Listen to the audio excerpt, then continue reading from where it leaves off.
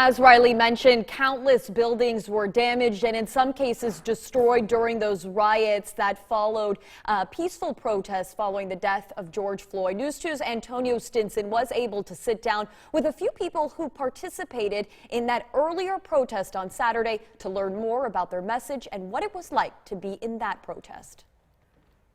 Many people this weekend saw violence and destruction as riots began to break out, not only in the Charleston area, but the entire country.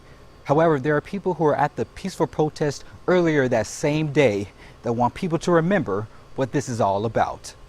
Riots seemed to be the main topic that was on many people's minds this weekend, but protesters who were there on Saturday say that the riots had nothing to do with the protest, and in fact, the protest itself was peaceful. The whole vibe was just like, people are with the movement, Police brutality is a big thing in this country, and it affects all of us. Chris Singleton, whose mother was killed nearly 5 years ago in the Emmanuel 9 shooting, was also in attendance and says that the message people are protesting for now is the same message he's been trying to share since that tragic day. My mission has always been just unity against racism.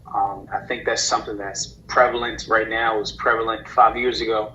It's going to be prevalent 5 years from now. Some people do, however, see why some people would act in different ways. And I'm not going to say that my reaction was, oh, I'm so upset about what they're doing, because I understand.